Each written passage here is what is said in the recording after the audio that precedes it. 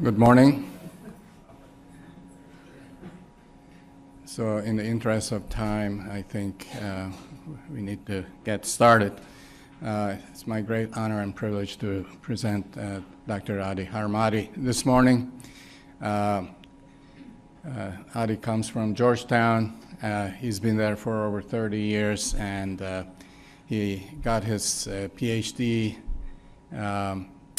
at the University of Cincinnati, and then moved to Mayo Medical School. After that, he's been at Georgetown in the Department of Biochemistry, Molecular Biology, and Cell Biology.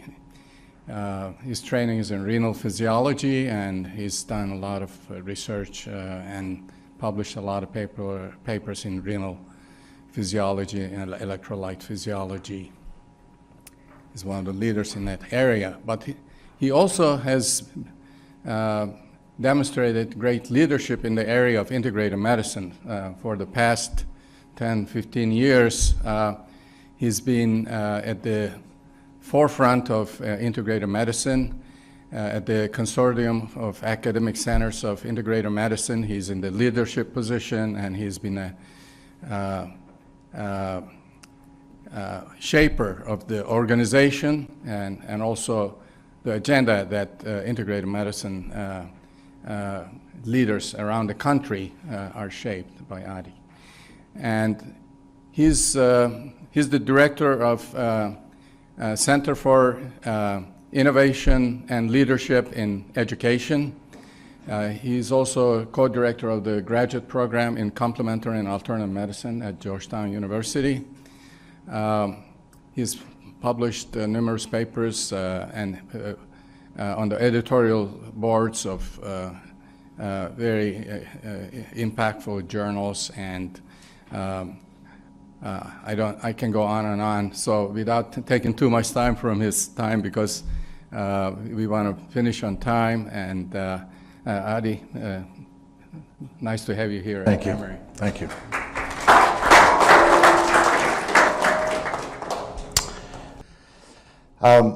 Good morning, everyone.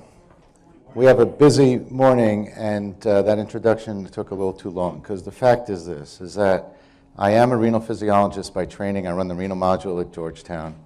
But I've had a transition over time, and I moved from bench science to education, and from education to integrative medicine. But I still teach the renal module. And now I'm going to talk to you about resilience. And you wonder, how does that all fit? And while you're pondering that, if you actually care to, you'll see that the title says that I'm advocating the imperative for incorporating mindful practices into our training programs. And I say that with a caveat. The caveat is we're focusing on the training programs, but the real intent is us. Us, meaning my peers, you, all of us, the institution. Things have to evolve. That's going to be my case. So first, let me go through some disclosures. My wife is really annoyed that I don't have more conflicts of interest. I'm not a mental health professional. I know some of you are. And so we are going to talk about mental health issues. So take what you're hearing from a physiologist with a grain of salt. But I am an educator and a skeptic. But I have an open mind. And I'll tell you that it's that open mind that got me to this point. What I want to share with you. I want to turn this down a bit. So one of the things that I do is I've had the pleasure now of creating a center at the behest of our leadership on innovation and leadership in education. And that center hosted a meeting in October. And you see the title. No, not that. Where's the pointer? Here it is. It was a conference. It was the second time we did this, in which we brought people in to talk about resilience and empathy and well-being. And so what goes on at these meetings is really what's shaping my thinking as I come to you today. And it was a meeting that was held jointly with our clinical partner, which is MedStar Health. So we have this venture that we moved to together. And we'll have another meeting in 2 years, so I'm giving you a save the date. If what I say to you appeals, or if the materials matter, you'll see that the title is Strategies to Promote Well-Being of Health Professionals in the Learning and Work Environments. That's on the forefront, but that's not till a year from now. Here's what I want to do in 40 minutes or 45, is I know you know this, but I want to summarize the state of physician stress and burnout very briefly, because I want to get to the interventions. And what I really want to do is really try to understand why people are where they're at, our students, our residents, our faculty.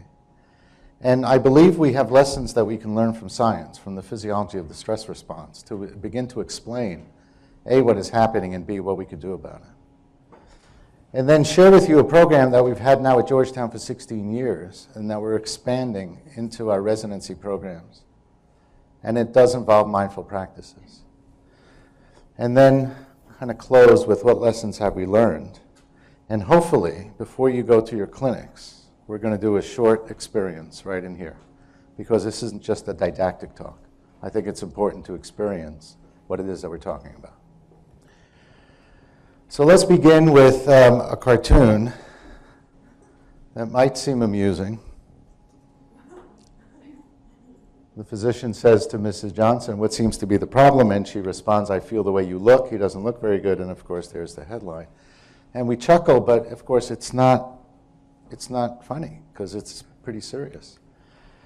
And it's gotten so serious that the National Academy of Medicine, together with the AAMC and the ACGME, has formed something called the Action Collaborative on Clinician Wellbeing, now joined by over 60 academic organizations, to really begin to dive into why is this happening now, and what are we going to do about it. And this paper, if you haven't seen it, I'd go to the National Academy of Medicine site and download it. It's not very long, but it's an important paper that really lays out the issue about why we have to actually begin to address this. And it says under-recognized threat, possibly, and I think it's pretty recognized now. And it was authored by the team at Mayo. Now Tate is at Stanford, but Lottie Derby, Tate Shanafelt, and Colin West, together with leaders of pretty much the main academic health organizations. So what's my message? I know some of you are going to leave, so I'm telling you the bottom line so you can actually have breakfast and go. But here's the bottom line. Yes, physician stress and burnout are serious issues, but I believe that they begin when medical students walk in the door and we begin to see a spiraling, a decline in empathy, a decline in their own well-being. And of course, what's not spoken is what's the well-being of our faculty at the same time, and our staff, who are not even mentioned. So this begins early. And so my second bullet is that medical schools and academic health centers have to do something about it. And it's not just lip service, and it's not a yoga class on a weekend. The culture has to begin to change. And so I believe that we have to create interventions that will change the culture of the institution. And it's a big challenge. So a couple of definitions. So what are we talking about when we say burnout? I know you know this, but just hear me out for a few minutes. So Christina Maslach, who's the research psychologist at Berkeley, that in the 70s defined the term job burnout, and burnout is related to a job situation, is not an acute event. It's a chronic event. It's things happen over time as things at work build up to the point that you dread going to work.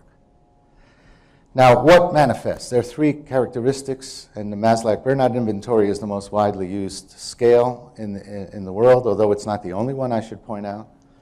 But what we see are three things. We see, first of all, emotional exhaustion, which is just as the name implies. You're in a service organization, you're in a service profession, you're giving and you're giving and you're giving, and at some point there's nothing left in the tank.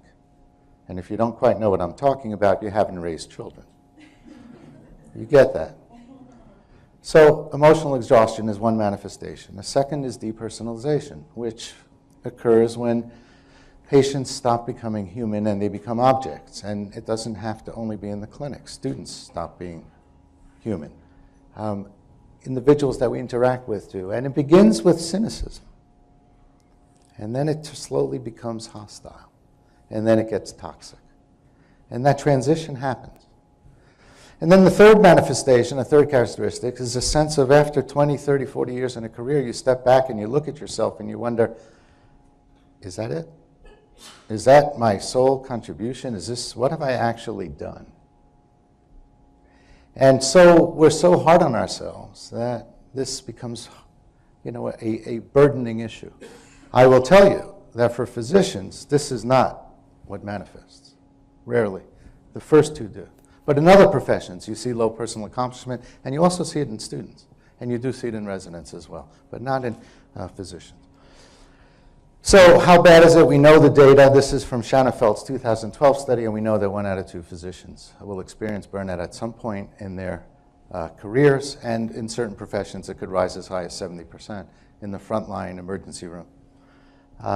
And it's not just physicians, it's actually all health professionals. So nurses are in the 40% range. And even the specialties that are relatively protected, like preventive medicine or pediatrics, are in the 35 to 40% range.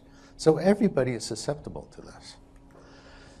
I want to show just one piece of data from Mayo, because this is really an important one that struck me 3 years ago when this came out. So you may not be able to read the graphs in the back, but the top panel is burnout scores. What percent are burnt out? And the bottom is how satisfied are you with work-life balance? And the two comparisons are physicians in blue and the general population, individuals from other professions. And what you're seeing here is, let's look at the top panel. So in 2011, that provided the data for the 2012 study, you see that physicians are higher than the general population.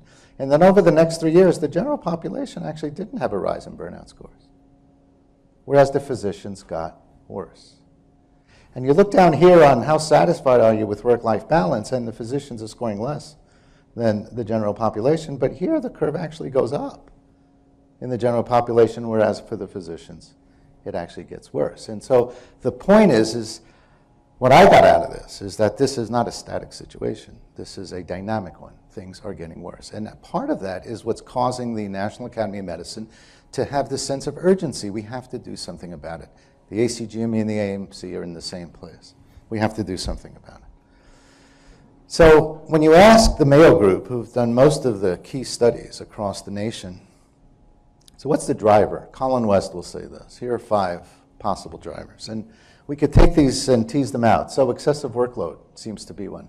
But I will tell you that working hard doesn't cause burnout. Working hard, if you have meaning to the work that you do, does not cause burnout. But working hard in an environment in which you can't control things, in which we all know about the EHR, we know with their complications, you don't have enough staff, you can't control what you're doing in your own practice, you don't even control your own time, much less trying to balance. You know, work-life balance is a little bit of a joke. It's degrees of imbalance. We're just basically trying to figure out how do we manage. And then, of course, is this last one here, the loss of meaning, which is a critical one. So these are some of the issues. They're not all of them. And what this means is that there are several implications of how we're going to address it. Now, in this particular graphic that came from a paper that Schoenfeld did with the CEO at Mayo, John Noseworthy, what you see here is on the left side of the personal toll, and on the right side is the institutional toll. And this is important because we know that on the personal side, as people are grappling with this situation that's not healthy, it does lead to broken relationships, it does lead to inappropriate coping mechanisms, and it does lead to depression, and we know about the rates of suicide in physicians are higher than other professions. On the right side are the institutional factors, which is decreased quality of care and decreased patient satisfaction lead to 2 things. One is not just decreased productivity, but actually the institution's at risk for quality. And the second is the turnover cost. And so the reason this is important is because when the CEO of Stanford, who was at our meeting in October, says, I don't see well-being as a luxury, I see well-being as a financial investment, because I've got a $20 million a year turnover cost in physicians that I want to, if I can reduce that by half or 3/4, then the investment is paid off easily.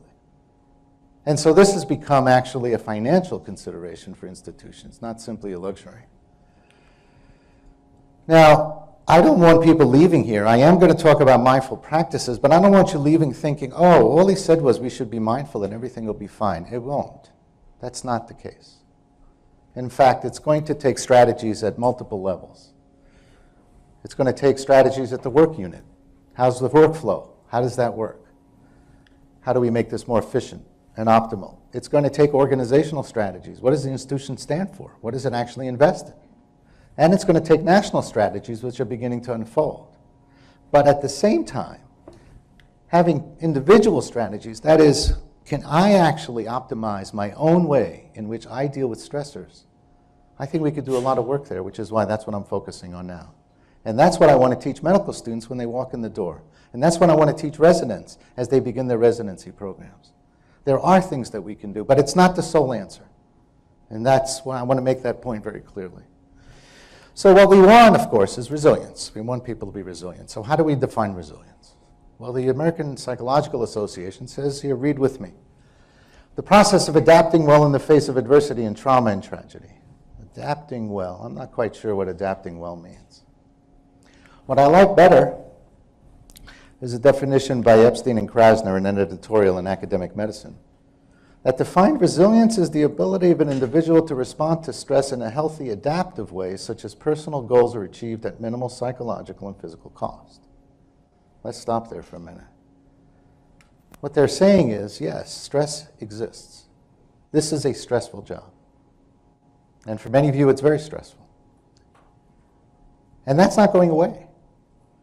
And we shouldn't sugarcoat it for our students. On the other hand, if we could develop strategies in which we grow from these challenges, as opposed to just managing them, that actually becomes character building. That's actually important. And so the analogy for me is the tree in the wind. And as that tree, the wind comes in, and if it's a very strong wind, it's going to bend the tree. And if you know anything about trees, you know that actually this tree gets stronger when it bends. Just the same way that our bones get stronger when we put weight bearing on it, because it increases bone formation. And so the analogy to the students and to us is, yes, we have challenges, but the question is, can we actually become stronger through those challenges? And that's going to depend on how we cope. Now, are some people simply better at it than others? That's a question. And Steve Southwick, who's a psychiatrist at Yale, that was his hypothesis, that some people are just intrinsically resilient. So with that hypothesis, he went to study 3 populations of individuals. He studied individuals that were former Vietnam POWs that survived incarceration and came back to society and became productive adults. And he studied individuals that went through childhood trauma, physical trauma, sexual trauma, and grew up to become productive adults. And he studied special forces instructors, again, a model for him of a highly resilient individual. And his conclusion from these studies was actually that he was wrong. That resilience is not limited to an elite few. Anyone can learn to become more resilient. And if you want to know more about his work, he wrote a book called The Science of Resilience. You buy it on Amazon. I did. I'm not selling it for him, but I just want to tell you, it's very fascinating. So now you're curious to know, well, what did he find? You know, what are the strategies? And it turns out that he lists 10 strategies that I would venture to say most of us employ all the time. But shining a light on it is actually important. Now, I'm not going to go through that, but I'll tell you that things like having optimism, that engaging in difficulties as opposed to shying away from difficulties, having a support system, developing certain strategies, having role models that are resilient, having a spiritual practice. These are all elements that we all do, and we know that. But there are things that can be taught. That's the lesson that I got out of Steve Southwick's talk. So here's the editorial from Epstein and Krasner in Academic Medicine in 2013, and they were commenting about a very interesting article that appeared in a German group that asked the following question: if X% of physicians are resilient, are burnt out, what about the bigger percentage that aren't? What are they doing? Which was an interesting article. And so here's the list. And so the individual factors that were listed in this editorial, and you see here are things like self-monitoring and setting limits and attitudes that promote constructive engagement. In other words, being positive and proactive as opposed to passive-aggressive. But here's what's really interesting. What was the first thing that Epstein and Krasner wrote? The capacity for mindfulness. And this is almost like a non sequitur. Where did that come from? Well, how did mindfulness get into the equation? Well, it's time to do an experiment because I'm a physiologist. So bear with me. Here's what we're going to do. It's not going to hurt, and you can't do it wrong. What I'm going to invite you to do, we're going to do a 3-minute exercise. Right in your seats. Humor me. I'd like you to sit, if you don't mind. Let me invite you, both feet on the floor. We're going to sit up straight. We're going to do some simple breathing, and then I'm going to invite you to go to a place in your mind. So just humor me. Let's just try this. And as I said, you can't do it wrong. The only point is to see what happened in 3 minutes. That's what we're going to do. So let's begin. And let's begin by just taking a few cleansing breaths. You're right on time. Come join us because we're going to do a breath exercise. It's great. And a cleansing breath is real simple. We're just going to breathe in, fill our lungs fully, and then slowly exhale. And if you want to try this, see if you could breathe in through your nose and exhale through pursed lips. Because then the exhalation you could extend a bit. And just sit with that. And then let's just do it a few times. Breathe in and then on your third breath, go ahead and drop your shoulders so that you're settled in your chair. I know we have a busy day today, but let's just take 3 minutes to just sit and breathe. And what I'm going to do is invite you to go to a place in your mind that's very familiar to you. So you might find it helpful to close your eyes so you're not distracted, but if you want to keep them open, that's fine. One more breath. Slowly exhale. Let me invite you to imagine that you're standing in your kitchen. In your mind, imagine you're standing in your kitchen in front of a cutting board that's sitting on the counter, and next to it is a knife. And take a moment to appreciate the scene in your mind. Imagine the kitchen, the color, the cabinets, the appliances. You'll notice that the kitchen is spotless. Everything is put away. See if there's a window in the room. And notice any kitchen smells or sounds. Perhaps the hum of the dishwasher or the refrigerator, or maybe the aroma of something delicious cooking in the oven. So as you appreciate this scene in your mind, imagine standing in front of the cutting board, and on the cutting board sits a bright yellow, fresh, juicy lemon. And in your mind, go ahead and pick up the lemon in your hand and feel its texture and its weight. And then place it back on the cutting board. And with a knife, go ahead and cut it in half. And feel the resistance to the knife as the lemon splits. And noticing the yellow, pale yellow pulp and the whiteness of the inner peel. And go ahead and pick up one of the halves and with a knife cut the half again, bisect it. And now you have 2 quarters, 2 wedges. And more juice might have spurted on the cutting board because this is a very juicy lemon. Now imagine lifting a wedge to your nose and smelling its sharp, fresh scent. And now imagine putting the lemon wedge in your mouth and taking a bite out of this lemon. And just hold that sensation as you sense the sour, juicy pulp of this lemon. And when you're ready, take a nice deep breath. Open your eyes. Come back into the room. And if you don't mind, look at me so I know that you're back. I don't have to find you. So just let's make sure everybody's back. We're back in the room. Some of you don't want to come to work today. Anybody have any trouble finding your kitchen? How many was shocked that it was spotless? Be honest. I know, I've added that. People used to tell me, you said kitchen, I got all stressed out. Can you imagine the lemon? How many of you could actually smell it when you brought the wedge to your nose? How many could smell it? Just show of hands. About a third. How many could taste it when you took a bite out of it? I think a few more.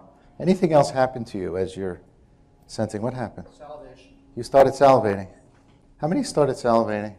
Anybody feel it actually in the side here? Sometimes it's really profound. I was watching some of your faces. And as soon as you're biting, you know, you're making a face because you're really sensing it. Well, I have some sobering news. There is no lemon in this room. None. Did it matter? Not for my purposes. Because what we just demonstrated is that the mind and the body are connected.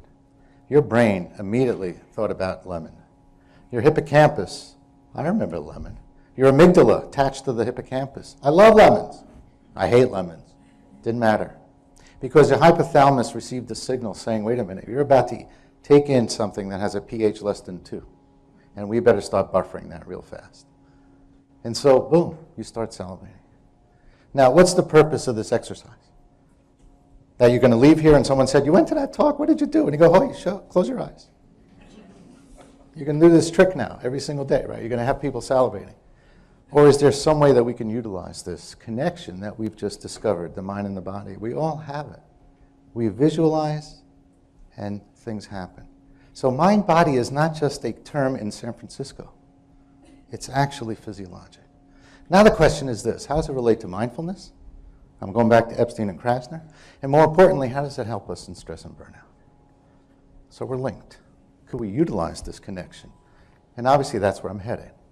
So if we're going to define mindfulness, we need to acknowledge Jon Kabat-Zinn. So here's an immunologist, PhD from Columbia, who's at the University of Massachusetts in the 70s, has his own practice of a Buddhist tradition of mindfulness meditation, and decides to tell his chair, James Dolan, the chairman of medicine, that he's going to try and see if it could help patients with chronic pain, because there seems to be, his colleagues are telling him, there's nothing that's helping those patients. And so he starts a clinic in the basement of the University of Massachusetts, a mindfulness-based stress reduction program for patients with chronic pain in the 70s. And I think it took his chair a lot of guts to actually say, go ahead. He said, go ahead, but keep me informed. So John refers to mindfulness. Here's his definition. And I'm giving it to you with some letters, some words that are highlighted, because those are the ones I want to focus on. So what is mindfulness? First of all, it's not enlightenment. It's not the ultimate goal. It's not utopia. It's an awareness. You begin to become aware. Now, what are you aware of? You become aware when you start paying attention on purpose in the present moment. Now, let's stop there. On purpose in the present moment. That's really hard to do, because almost none of us live in the moment. We're either thinking about the past or we're thinking about the future. We're either thinking about things we didn't do or we have to do, or we're going forward, what we're going to do, how we're going to interact. But the actual moment that we're in, we don't live. So think about you. You came in here, you had breakfast, you're sitting down, you're listening to me, you have the intention to do that.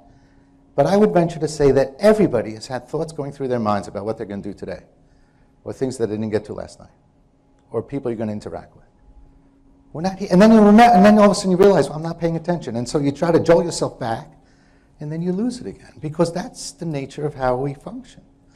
And what John is saying is, if we just for a moment focus on the present and give it some energy and some intention, well, then things could happen in a positive way. But I have to add two more words here: without judgment. This is why it's so critical. You see, we are all highly accomplished, driven individuals that unless we are doing things perfectly, we let it go. So you're going to start, and all of a sudden you're going to realize, you know what, my mind's wandering. I really suck at this. I'm not doing this. And that's the end of it. And what John is saying is, no. For once in our lives, we're not going to judge. We're not going to say, I like it, I dislike it. I'm doing it right, I'm doing it wrong. It's good, it's bad. I'm simply going to notice and say, I wonder what it's like today. And some days it's actually going to be pretty good, and some days you're just not going to be able to get there. And the whole idea is, what is the awareness? What is happening to me? Now you're wondering, why do we need to do that? Why do we care? I'm going to get to that.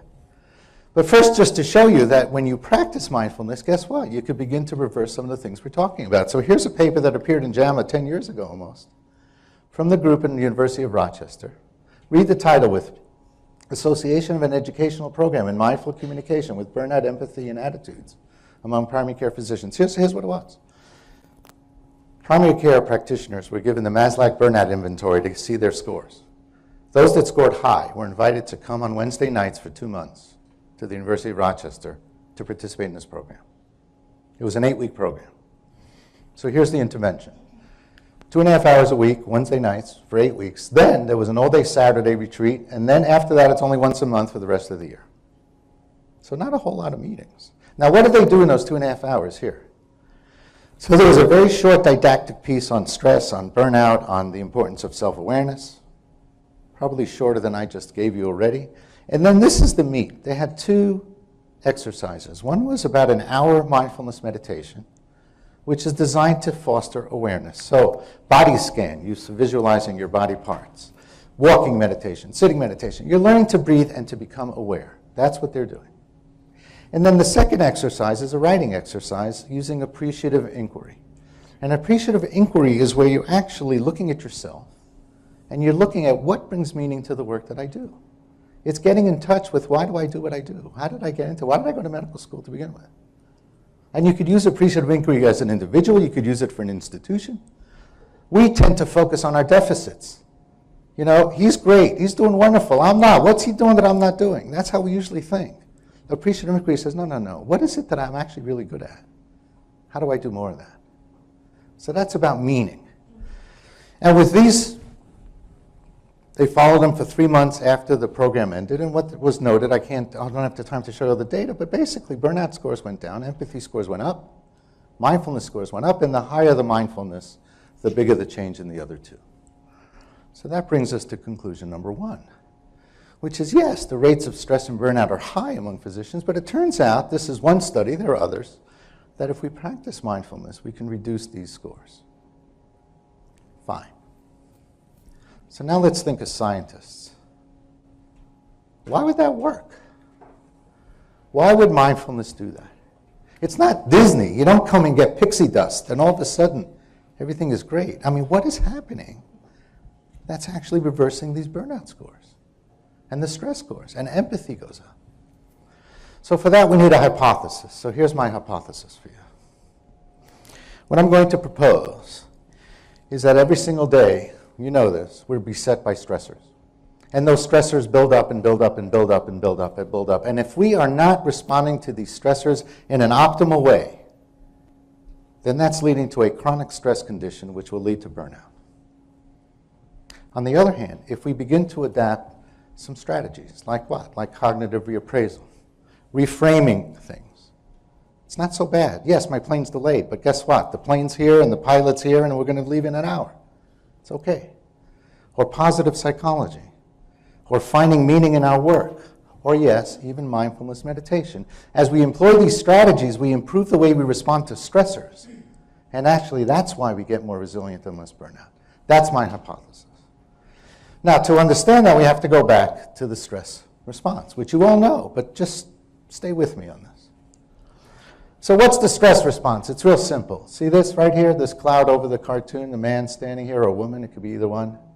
A stressor could be physical stress, emotional stress, psychological stress. It could be anything that impacts on us, because that's appraised in the brain, and a decision is made in split seconds. Is this a threat or not? Is this a threat or not? And if the answer is yes, this is a threat, then the cascade that ensues is exactly the same, whether it's physical stress, emotional stress, psychological stress. Whether I'm walking through a neighborhood and all of a sudden I'm a little nervous, I shouldn't be parking here. Or I'm actually in pain. Or a close relationship is actually in trouble. So what happens, as you all know, is that CRH is released from the hypothalamus, and that affects the pituitary release ACTH, and ACTH affects the adrenal glands, and cortisol is released. Cortisol is our stress hormone, but it's also a glucocorticoid, so blood sugar goes up. Meanwhile, CRH actually activates the sympathetic nervous system, and so heart rate goes up, blood pressure goes up, blood flow to muscles goes up.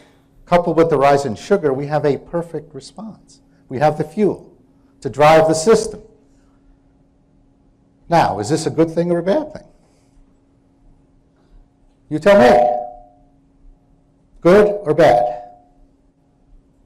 This is not a maybe. All right, I'll help you. This is fantastic. This is how we get through life. This is how we deal with bureaucracy. This is how we get grants that score great and don't get funded, and you don't go nuts. This is how we get through life. In fact, the system is so good, I would argue, that here's cortisol feeding back when it's high and shut off ACTH out of the pituitary. And then here's ACTH shutting off CRH out of the hypothalamus. And then CRH could turn itself off, and we have a perfect system that shuts itself off. So here's our system is set up. We have a stressor. The stress response occurs. We deal with the stress. Things come back to baseline. Everything is great. So what's our problem?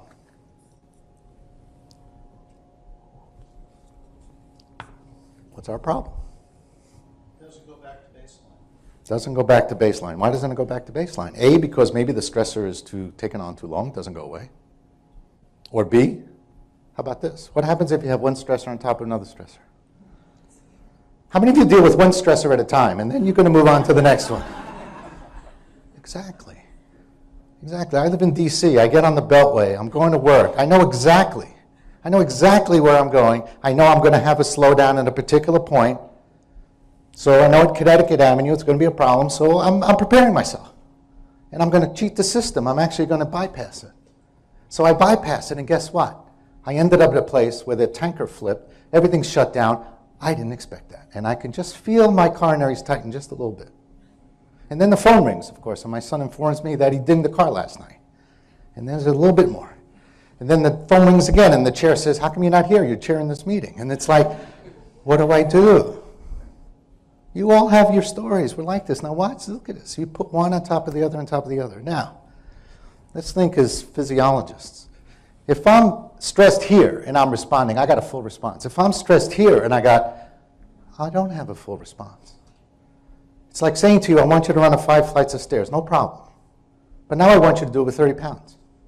Or I want you to do it when you haven't slept. It's harder. It doesn't work quite the same. I tell the medical students, let's say you run up the stairs, you got a heart rate of 60, that's great. But let's say your heart rate is 100, resting. How easy is it going to be for you to run up? Even a first-year student will know, wait, that's going to be a problem. That's what's happening here. And so what we want, I didn't realize I hit it. I had a medical student work a week on this slide. So my whole point of this talk, is that's what we have to get to. We have to get our levels to baseline. Why? Because if we don't, what happens is this. First of all, if you're not at baseline, your cortisol feedback system is dysregulated. Secondly, the high cortisol is going to affect hippocampal cells in the brain.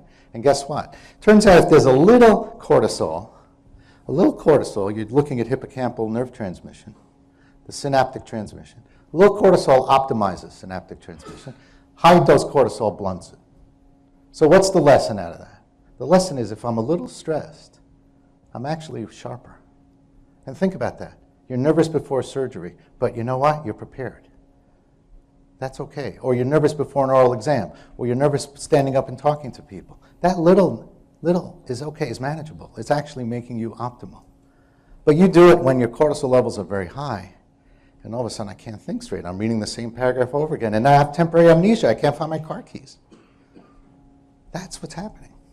And so there's a huge difference between chronic stress and acute stress. I think this is very good. This keeps us alive. This makes us sick. So what's going to get us back to baseline? It took me 35 minutes to get here. Well, this is where mind-body comes in. And this is if we're talking about meditation, or we're talking about guided imagery, or if we're talking about biofeedback, it doesn't actually matter. As long as we have a way to get there. If we're talking about a self-hypnosis, or if we're talking about just breathing. Just breathing. I mean, be honest. We just sat here a few minutes ago and took 4 or 5 breaths. Did you ever do that at work? Just sit at your desk and say, you know, I'm taking 3 breaths. Somebody said yes. I said, great. The day we start the practice of taking a deep breath in between exam rooms, just to recharge before going to the next patient. We'll be doing that for about 5 minutes. It does help. I love that. I love that. I'm going to say more about that in a minute. For others, it's exercise. And for others, it's something softer, yoga or Tai Chi. And then there's something called group support. And you're saying group support is a mind-body technique? Yes, it is. Because when you put people in a room and you engage in a joint practice, it's different than practicing it by yourself with the closed door. Something about a group changes the dynamic. So let's go to this one thing, mindfulness meditation. So why is it effective in reducing stress? Well, let's think a minute. What we're doing is we're focused on the moment intentionally as best we can. Now, turns out that at that moment, you're not thinking about anything else if you're focused on the present. You're not thinking about things that you got to do. You're not thinking about stressors, financial and relational, and wondering if my 30-year-old kid is actually going to get a job. You're not focused on that. You're just focused on the present. Now, when that happens, it works for 5 seconds, and then a thought comes in and you get distracted. So no. So you got to extend it to 30 seconds, to a minute, to 2 minutes. And if you can do 2 minutes, well, you begin to see things like blood pressure goes down, heart rate goes down, cortisol levels begin to go down. But it takes practice. It's why it's called a practice. It's hard to do. But you stick with it and you try it. And so this is nothing more than the physiology of de-stress. And that begins to explain it. It begins to reset that baseline for you. Instead of being up here, you're bringing yourself down here. And psychologically, you know, what happens there? Well, I feel less anxious. I feel less stressed. That's what the data is suggesting. I'm ruminating less, which of course keeps me up at night. Again, the psychology of de-stress. So, let's go back to Colin West and his drivers. Here are the 5 drivers. And I said to you, it's going to take a variety of interventions. So let's say they're going to be organizational interventions and they're going to be individual ones. So organizational, on workload, sure, we could change productivity targets. Or here, on autonomy, we can actually engage physicians in solving problems. So there are ways to do that, and getting staff support for the EMR. But take a look at the individual line and see how many times does the word mindfulness appear in that line. This is Colin's list, not mine. And as far as I know, he's not a meditator, but he's seeing that there's benefit to this practice. Now, where did he get that from? He got it from the systematic review that was published in Lancet 2 years ago. On interventions to prevent and reduce burnout, here's the systematic review. And what came out was the most commonly studied interventions involved a combination of mindfulness, stress management, and group discussions. Mindfulness, stress management, group discussions. That seemed to be effective. So that brings me to conclusion number 2, with this beautiful child that's meditating, because if she can do it, so can you. So mindful practice is actually a way in which we just utilize our connection to get ourselves back to baseline. That's one thing we could do for ourselves. Instead of being up here, we're up here. And as you said, it doesn't take 2 weeks in Tibet to do that. You can do it in a matter of minutes to just reset yourself. I call it the reboot. What do you do with your phone when it's stuck, or your computer when it's stuck? I know we're all computer geniuses. What do we do? What do we do? We shut it off and turn it on, and that's what you're doing to yourself. And if you imagine, that's what I'm doing. I'm actually resetting myself. Then it actually has that salutary effect.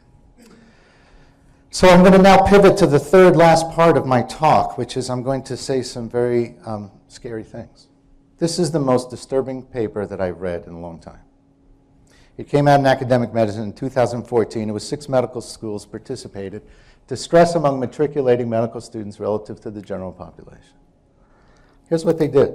They measured mental health and quality of life measures in medical students before they started medical school, compared them to the general population. Here are their conclusions. If you're interested in the data, I'll send it to you. Medical students begin medical school with better mental health indicators than age-matched college graduates. They come in robust, healthy, excited. And you know what happens in the first year? It all turns around and never comes back. And so this group concludes the learning environment and training process contribute to the deterioration of mental health in medical students. They come in to us, and we actually make them sick. Now, we're not bad people. And I know that some of the audience are going to say, you know what, this is a tough business. If they're not up to it, they don't belong here. But I'm sorry, that's not good enough, because it can't be that you have to get sick when you come to medical school. As far as I haven't seen a mission statement that says, we're going to treat students and make them sick, but they'll be good doctors. No, we want them to be compassionate and knowledgeable and skillful. But it doesn't have to be like this.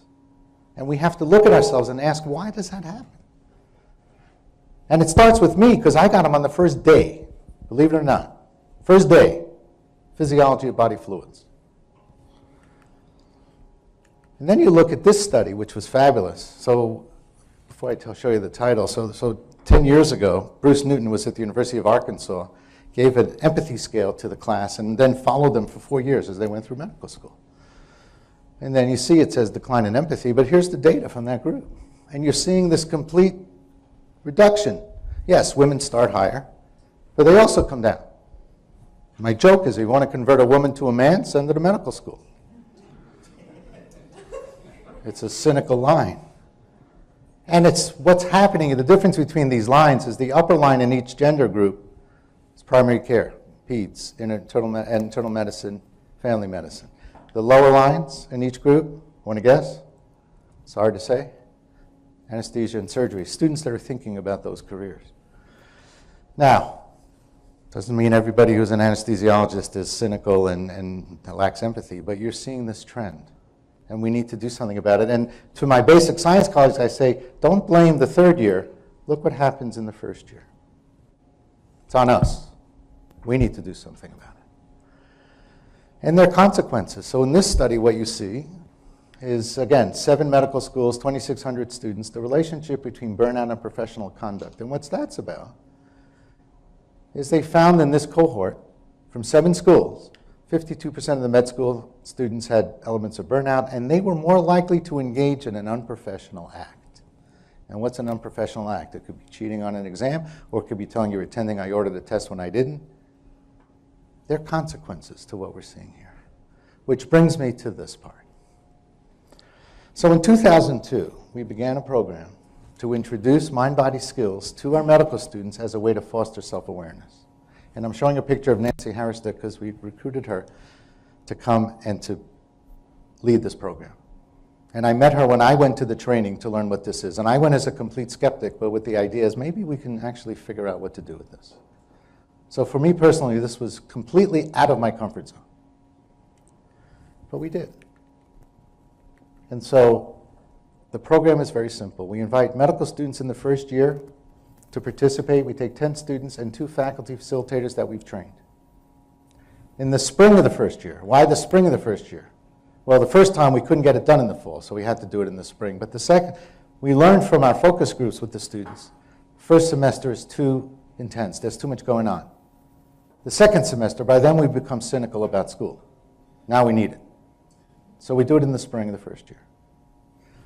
And it's 11 weeks, what we call the journey of self-discovery. And the program is very simple. We create a safe environment for people to be open, to listen to each other, completely non-judgmental and totally confidential, what goes on in this group. And so people have a chance to share what's going on in their lives. The faculty share too. That's why it's not for everybody. It's about sharing. And then we teach a new skill, and then we process the skill. And the skills that we teach, the experiences, are designed to allow students to begin to reflect and to hear from each other about their experiences. That's where self-awareness comes in. And so we use meditation and guided imagery and autogenic training and art and music. And yes, it's all wrapped up in group support. This is a group, and this is what it looks like. It doesn't look like medical school, but it is, for 2 hours a week in the spring. How many sign up? 40% of our medical class will take it at least once. The addicted ones will take it more. And some of the addicted ones actually became orthopedic surgeons. So there's hope. Now, what we see in general about the outcomes, I'll tell you in general, is that stress goes down, mindfulness goes up, and empathy goes up. And to give you a sense of the scale, so you begin to see effect sizes. Here is perceived stress going down in 2 cohorts of first-year students, and what you're seeing is a very robust effect size for a curricular intervention. And here's a mindfulness going up again with a large effect size. And then when we can look at relationships, at bivariate analysis, and you see this, you see that the higher the mindfulness, the lower the perceived stress, is significant correlation. It's not cause and effect, but it's correlated. That's an important piece. And then we actually subjected this to a multivariate analysis, which took it out of my comfort zone to a social scientist that could do this work. And what we basically see here, so let me just show you one line. This is comparing the baseline stress level and the change in mindfulness to the stress level at the end of the course. And you see the correlation is 0.46. So 46% of the variance is accounted to by these 2 things, of which the unique variance to mindfulness is 21%. Why is this an important analysis?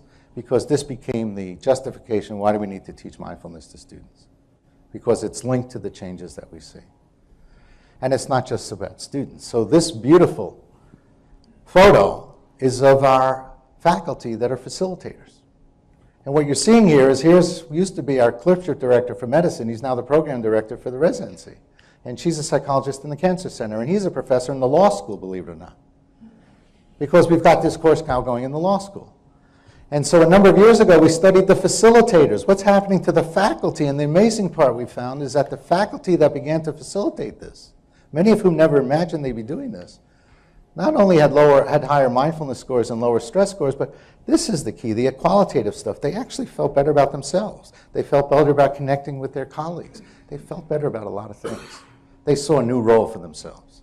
So it's not just about the students. There's a way here in which when we train faculty, they improve the environment. And so over 16 years, we've trained lots of faculty in our organization and our medical center to handle this, from across clinicians, scientists, educators, with students. Yes, it's in the law school, it's in the business school.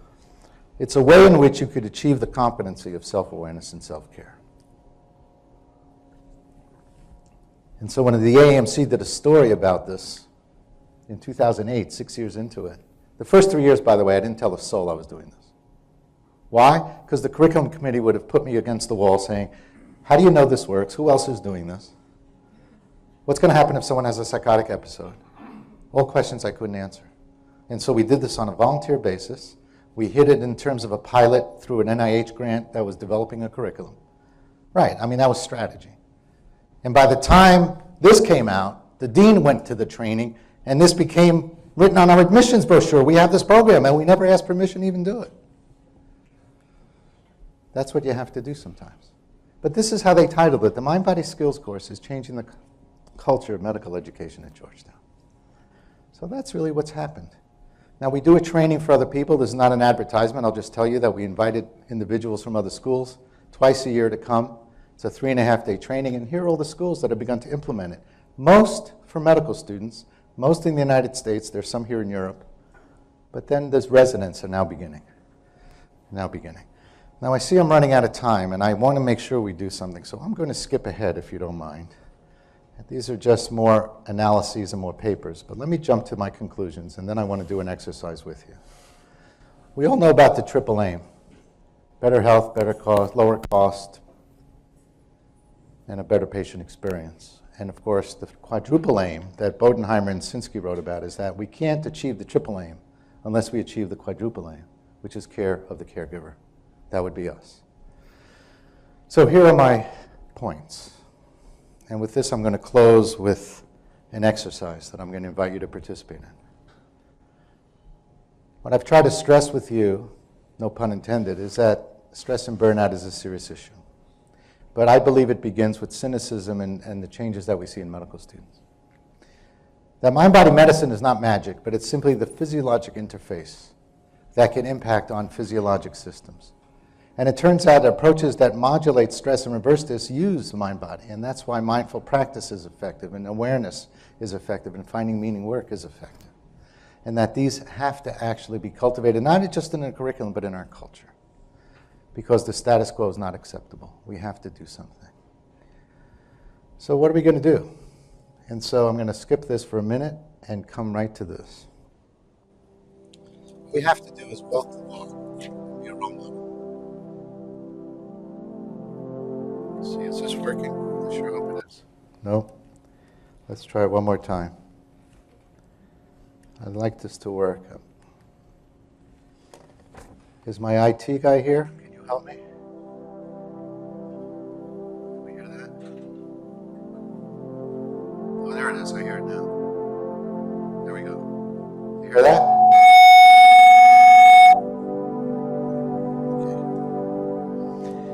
We got 3 minutes. We're going to do a 3-minute exercise. 3-minute exercise. Let me start out by saying you can't do this wrong. You can only just see what happens when you breathe for 3 minutes. So let me invite you to sit, and if you would humor me, just put both feet on the floor just for these 3 minutes. You'll see that sitting firmly planted is actually helpful.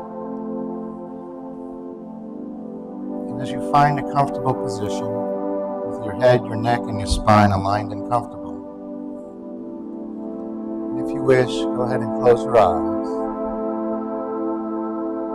And let's begin by starting to notice What is here for us right now? Just notice, and maybe asking yourself, what is my experience right now at this moment?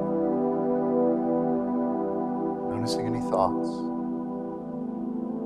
noticing any emotions you're having, or any sensations in your body. Not trying to change them, not trying to get anywhere. Just notice and taking inventory. And you may even tell yourself, whatever my experience is, it's already here. So let me just feel it.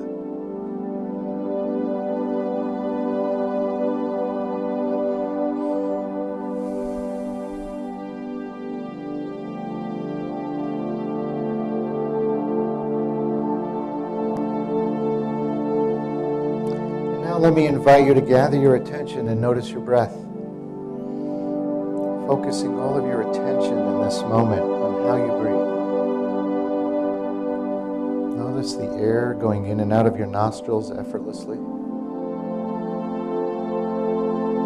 Notice your abdomen moving up and down as you breathe. Just taking a moment to feel the breath.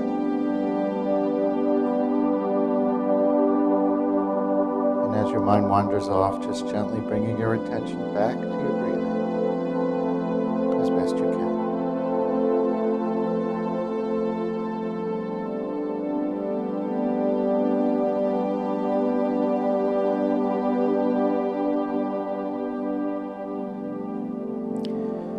Now expanding your attention to become aware of your entire body. So perhaps as you breathe in, visualizing the air filling your body, moving from your head to your chest, to your abdomen, all the way down to your toes. Sense your presence and being in this moment.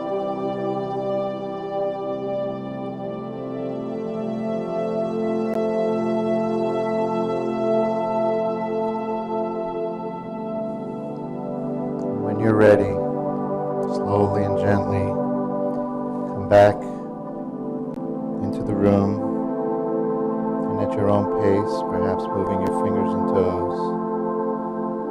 And when you're ready, slowly and gently coming back, and just notice what you're feeling right now.